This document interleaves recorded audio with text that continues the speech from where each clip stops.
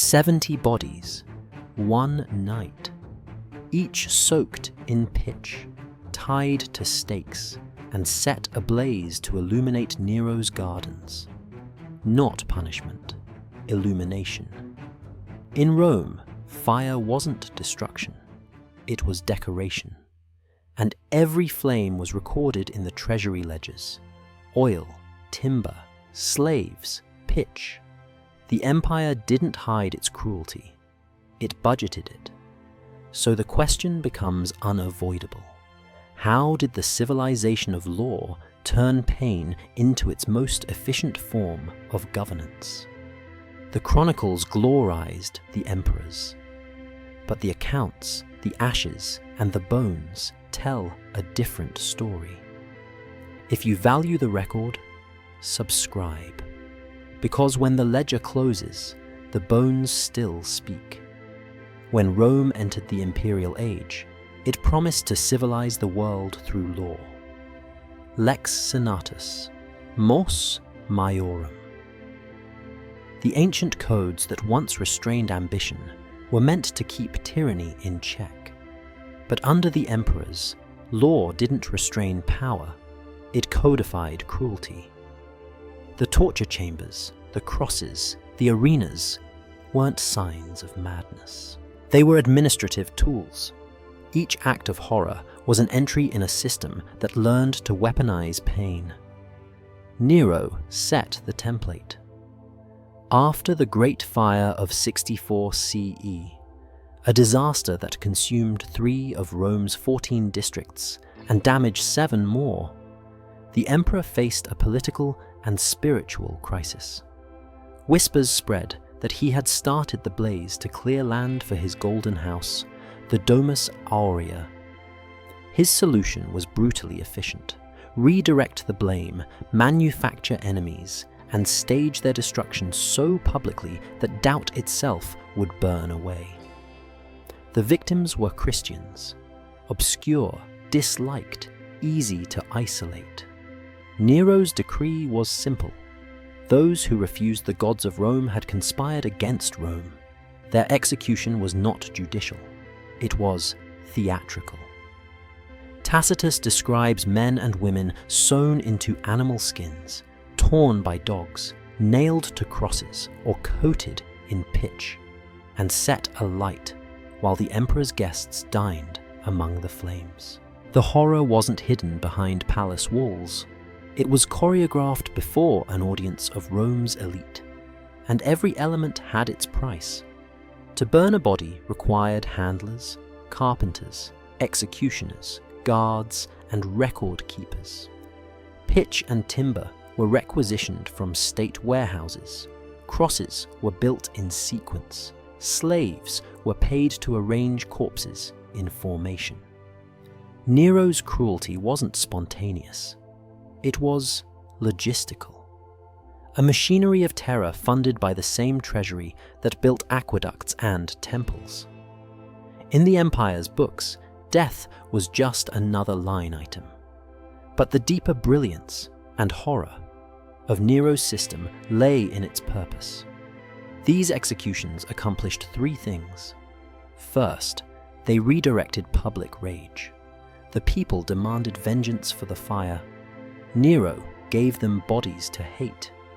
Second, they re-established the emperor as the arbiter of life and death. When the city's marble cracked and its temples collapsed, his torches still burned, proof that imperial power survived chaos. And third, they converted cruelty into theater.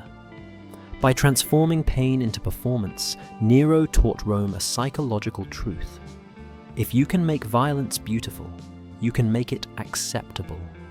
His gardens became a laboratory of obedience. Guests who flinched were marked as disloyal. Those who laughed were safe. Fear was no longer merely endured, it was measured. Rome's social hierarchy reorganized itself around reactions to pain. To praise Nero's artistry was to survive. To recoil was to vanish.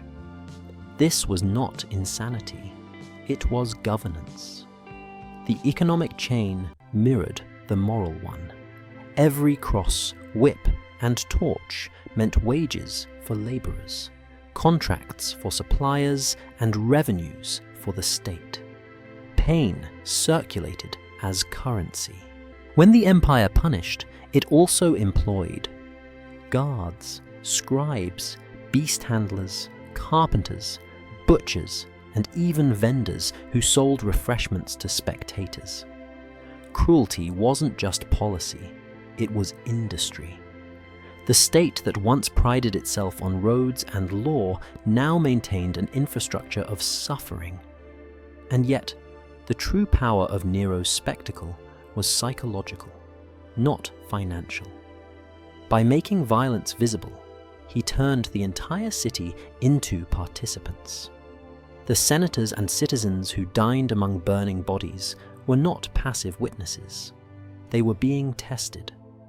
Every gaze, every silence, every gesture became data in the emperor's informal census of loyalty. Rome was learning a new constitution, fear as order, complicity as stability. This is where our investigation begins. Because what Nero engineered was not unique. It was a template replicated and refined by those who followed. Caligula would replace fire with laughter. Domitian would replace spectacle with silence. Commodus would replace punishment with self-worship. Each would inherit Nero's central innovation, cruelty as communication. The empire's marble facades still proclaimed law, virtue, civilization. But behind them, the real machinery of Rome was being recalibrated, one that no longer needed justice to sustain power. It needed performance. So, we return to the question, how did an empire built on law learn to rule through pain? Because pain, unlike justice, requires no consent. It only requires witnesses. If Nero proved that terror could be staged, Caligula proved that it could be performed. Where Nero burned bodies to silence accusation, Caligula humiliated the living to destroy meaning. His cruelty wasn't hidden, it was theatrical absurdity elevated to state policy. At first, Rome adored him. After years under the paranoid Tiberius, Caligula seemed like sunlight breaking through stone. Young, energetic, merciful. He freed prisoners, abolished taxes, and promised to restore dignity to the Senate. But within months, Rome realized that mercy had been a dress rehearsal. The real performance was humiliation. Caligula's dinners became political trials. Senators were invited, praised, and then executed between courses. He would pause mid-toast, glance toward a guest, and whisper, "Off with his head." The rest continued eating, pretending not to hear the scream from the next room. That silence, the deliberate pretending, was the foundation of his power. Under Caligula, Rome discovered that to survive was to act. The emperor's favorite weapon wasn't the sword, it was laughter. When the games grew dull, he ordered random spectators thrown to the beasts simply to keep the blood moving. Entire sections of the crowd vanished. The message was unmistakable. Citizenship was no protection, virtue no defense, law no refuge. Terror became entertainment, and entertainment became obedience. But this was not chaos. Behind the absurdity was arithmetic. Caligula's extravagance, the banquets, the games, the gold, had bankrupted the treasury. To refill it, he invented new taxes, fees on lawsuits, marriages, and even prostitution. He seized estates of executed nobles, turning accusation into revenue. Each act of cruelty fed the fiscal machinery of empire. Every scream had a price tag. His brutality then was monetized. By making cruelty profitable, Caligula built an economy of fear. And an economy that pays for cruelty will always produce more of it. The empire's accountants, magistrates, and tax collectors, men who never lifted a whip, became investors in pain. Their salaries depended on confiscation. Their stability depended on silence. The moral infection was complete. Caligula's genius lay not in the scale of his violence, but in its logic. By turning suffering into comedy, he eliminated moral vocabulary itself. How do you condemn an atrocity if it's delivered as a joke? How do you protest tyranny when it presents itself as entertainment? Under Caligula, cruelty became not only permissible, but amusing, and laughter, the sound of complicity. Then came Domitian, and the laughter stopped. Where Caligula weaponized absurdity, Domitian weaponized silence.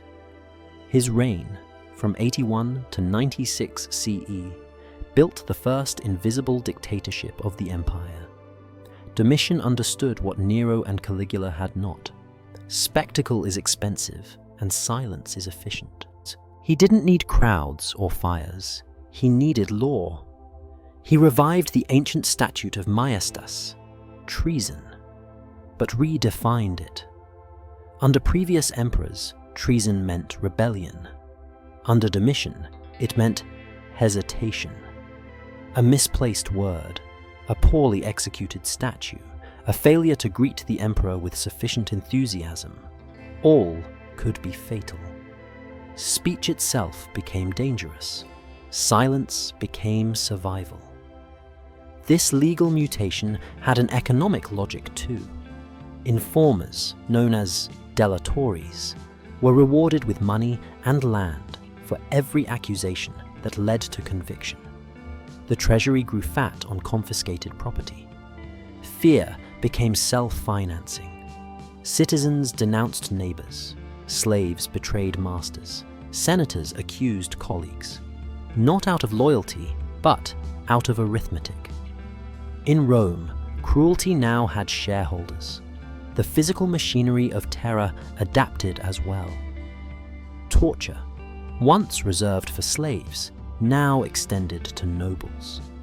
The screams that once filled arenas now echoed behind sealed doors. Domitian discovered that pain didn't need witnesses to function. It only needed imagination. The unseen wound terrifies longer than the visible one. His palaces embodied this philosophy. No laughter, no music, no spontaneity, just polished marble corridors and guards who never spoke. Visitors rehearsed every word before entering. Officials learned to express agreement through silence, dissent through suicide. Rome became a city where everyone listened for footsteps, for pauses, for the sound of being noticed. By the time Domitian was assassinated, he had achieved something no emperor before him had managed. He had decentralized fear. Nero needed spectacle. Caligula needed audiences. But Domitian taught Rome that fear could rule itself. Citizens censored their own thoughts. Families monitored their own speech. A single glance could be fatal, and that was the point. When fear becomes internalized, the tyrant no longer needs to speak. Then came Commodus, who combined the vanity of Nero, the mockery of Caligula, and the paranoia of Domitian, but inverted them. Where Domitian hid cruelty, Commodus displayed it. Where Nero staged others' deaths, Commodus performed the killing himself. The son of Marcus Aurelius, the philosopher king, Commodus entered power as Rome's hope for restoration. Instead, he transformed the arena into his throne room. He dressed as Hercules, carrying a club, calling himself the Roman god incarnate. Bound prisoners, wounded gladiators, even exotic animals, all became props in his theatre of self-worship. The empire that once worshipped law now worshipped a man pretending to be a god. Behind the absurdity lay a precise mechanism of control. Every performance required resources: animals shipped from Africa, armor forged in workshops, slaves trained as stagehands, guards paid to maintain order. The treasury funded it. The Senate endured it. The people applauded it. Cruelty had become the last ritual of civic unity. Under Commodus, Rome reached the final stage of its moral inversion. Fear was no longer hidden or excused. It was celebrated. Citizens were forced to cheer as their emperor slaughtered captives in the arena. Applause replaced law. Obedience replaced belief. To refuse to clap was treason. To flinch was death. This is the perfection of the system Nero began. Spectacle, humiliation, silence, and self-worship. 4 pillars of imperial stability. 4 methods of obedience. By Commodus's reign, Rome no longer needed justification for violence. Cruelty had become its own legitimacy. And that brings us to the threshold of our final question. If an empire can rule through fear so efficiently, what happens when the tyrants die, but the system remains? Because by the end of the 2nd century, Rome had built something far more terrifying than sadistic emperors. It had built a bureaucracy of pain that could outlive them all. When Commodus was strangled in his bath by the very athlete meant to amuse him, Rome celebrated as if evil itself had died. Statues were smashed, names erased, months renamed back to normal. But the empire had misunderstood its disease. It wasn't the tyrant who needed purging. It was the system that had learned to live without conscience. Because by then, cruelty no longer required emperors. It had been institutionalized, legalized under Domitian, monetized under Caligula, ritualized under Nero, and glorified under Commodus. The empire didn't merely tolerate brutality, it functioned on it. Each execution was revenue. Each humiliation reaffirmed hierarchy. Each silence guaranteed order. Fear had become Rome's operating system. Senators no longer debated. They calculated survival. Judges no longer judged. They confirmed guilt already priced into the treasury. Citizens no longer believed in justice. They believed in staying invisible. A civilization founded on law had turned its laws into stage directions for obedience. When later emperors tried to restore morality, Nerva, Trajan, even Marcus Aurelius, they inherited an exhausted structure. The bureaucracy of pain still worked. The conscience of the empire did not. To dismantle it would mean dismantling Rome itself. So they governed politely within a system built by terror. The machine ran quietly, but the logic remained intact. That logic was simple. Fear is faster than law. Spectacle persuades more than philosophy. Humiliation silences better than debate. Silence stabilizes better than justice. Rome didn't choose cruelty because it was monstrous. Rome chose it because it worked. And that is the most chilling truth of empire. Once a society learns that pain enforces order more effectively than principle, cruelty stops being a crime. It becomes a habit.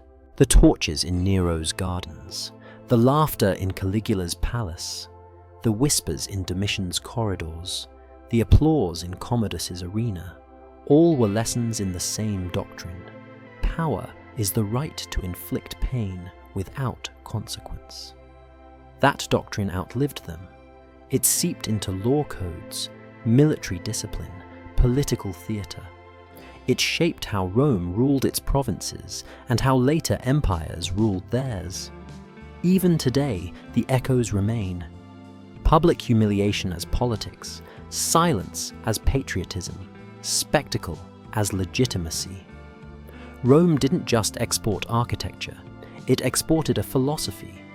That control requires display, and justice requires fear.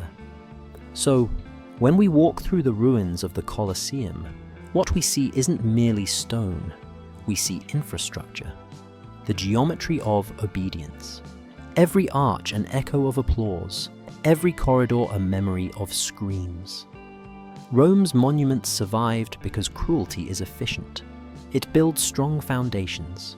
The empire of law ended not when its armies fell, but when its citizens stopped believing that law mattered. When pain became policy, Rome's greatness became self-extinction. And when the ledger finally closed, the crosses, the torches, the silence, the cheers, one entry remained unbalanced. The price of order was the soul of the empire, and the bones still speak.